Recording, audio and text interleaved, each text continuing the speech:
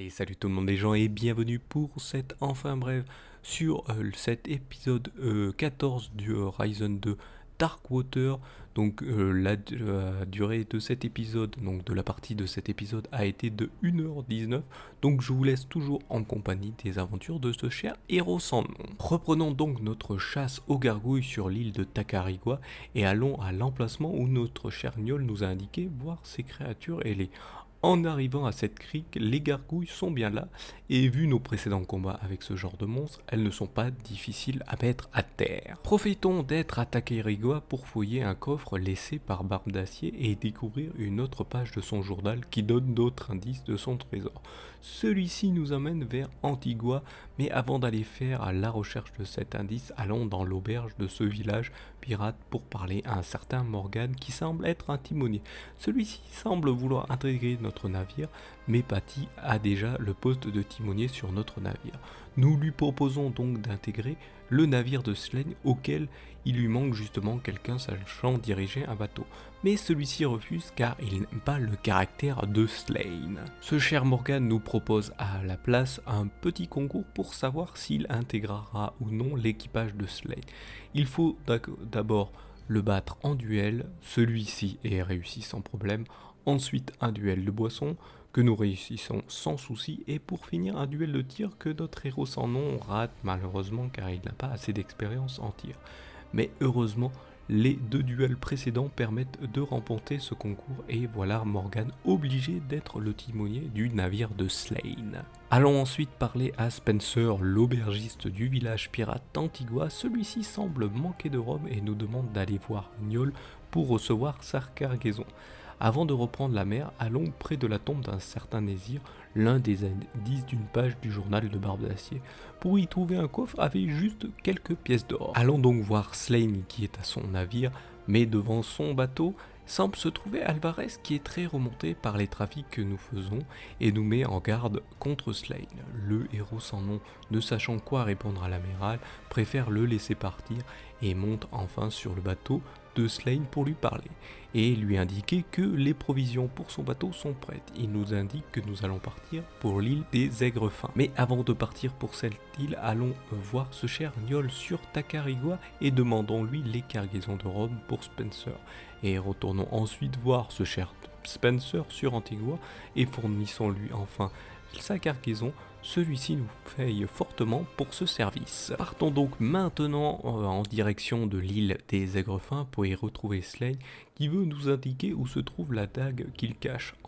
En allant donc vers sa cachette, l'île semble avoir elle aussi des gargouilles, mais il n'a aucun mal à arriver vers cette petite grotte renfermant un coffre. Malheureusement, le coffre semble vide et ce cher Slane vient de nous faire tomber dans son piège et fait s'effondrer l'entrée de la grotte.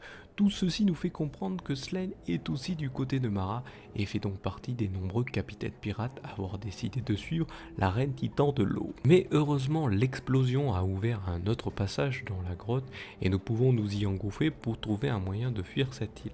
À la sortie de la grotte, celle-ci renferme un hobgoblin des mers nommé Léviathan.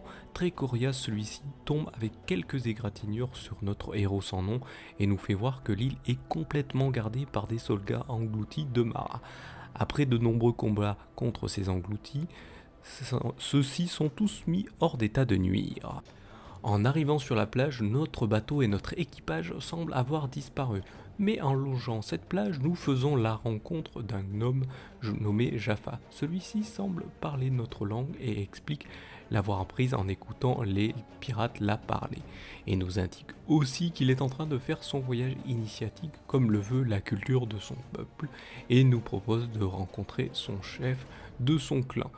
De plus, celui-ci voudrait intégrer notre équipage car il reconnaît que nous sommes un capitaine et parce que bien sûr il veut continuer son voyage initiatique d'une façon différente. Mais malheureusement, notre bateau ayant disparu, celui-ci accepte de vouloir nous faire un radeau si nous acceptions de le faire venir dans notre équipe. Notre héros sans nom, fort étonné, accepte sa proposition et nous voilà avec un gnome rigolo nommé Jaffa prêts à nous aider. Nous voici arrivés à la fin de cet épisode 14 de sur Ryzen 2 Darkwater. Je vous laisse maintenant en compagnie de la timelapse et de la musique et je vous retrouve juste après pour les quelques descriptions comme d'habitude.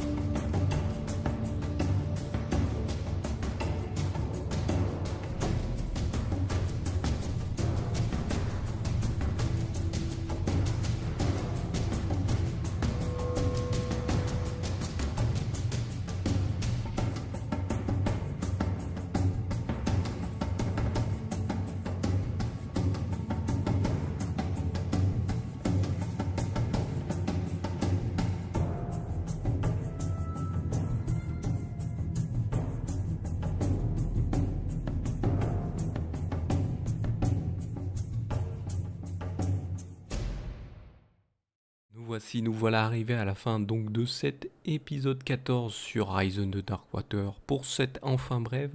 Donc là pour le dessin, eh bien j'ai dessiné ce cher Jafar, hein, c'est un gnome. Alors sachant que dans le premier opus, donc Ryzen 1, les gnomes étaient, ils savaient pas parler, ils émettaient des sons, alors par contre ils ont gardé le même modèle, ce que je trouve intéressant, c'est des fois dans des jeux avec l'évolution graphique, ils s'amusent à changer légèrement ou parfois de changer carrément toute la globalité du modèle du personnage, ce qui peut être déstabilisant parfois pour certains qui aiment bien les licences, mais là, ouais, heureusement, ils n'ont pas changé, donc c'est toujours les mêmes, ils ont les mêmes traits, on va dire, même forme de visage, mêmes yeux, tout ça, et même taille. Et donc, voilà, là, ça nous fait montrer que c'est un Unium tout à fait différent, et ça rajoute un petit côté rigolo, avec un personnage rigolo, parce qu'en fait, il a appris à parler avec les pirates, donc il y a bien sûr quelques insultes dans ses phrases, et donc voilà, il est, il est assez sympathique, mais pas mignon, mais assez sympathique, on va dire. Bon, malheureusement, notre cher héros sans nom, ce qu'il a peur, c'est qu'il s'énerve un peu, parce que les gnomes ont un peu tendance, quand ils sont, et très énervés, à être très costauds, hein. Je peux vous le dire, dans le premier opus, on se fait souvent, battre par les gnomes, hein. Voilà, j'ai eu si vous regardez les anciens les épisodes du Rise 1 que j'avais fait en stream, bah, vous pourrez voir que eh bien, à l'époque, j'avais eu du mal avec Segnium, mais bon, ça arrive, hein, de toute manière. Les combats ne sont pas très simples sur les Ryzen, hein. Même dans celui-là, ils sont pas très simples, même s'ils sont, je trouve, un peu plus tranquilles dans celui-ci. Mais bon, après, à voir. Mais bon, ce cher Jaffa est, de toute façon, un nouveau personnage qui est assez, j'ai l'impression, atypique de ce Ryzen 2. Donc voilà pour cet épisode. Je vous invite bien sûr à mettre un pouce bleu comme d'habitude. Si vous voulez m'aider pour cette vidéo, pour le référencement, vous mettez un pouce bleu. N'hésitez pas, si vous avez apprécié quelque chose ou non, à mettre un commentaire, à vous abonner à la chaîne si vous voulez découvrir les prochains, enfin bref, les prochains épisodes ou d'autres vidéos qui sont proposées sur la chaîne. Je vous invite bien sûr à vous abonner et bien sûr à suivre les réseaux sociaux si vous préférez savoir quand est-ce que sort telle ou telle vidéo. Donc voilà pour cet épisode de cet enfin bref. Je vous remercie de m'avoir suivi et je vous donne rendez-vous à une prochaine vidéo ou un prochain épisode. Allez, salut à tous.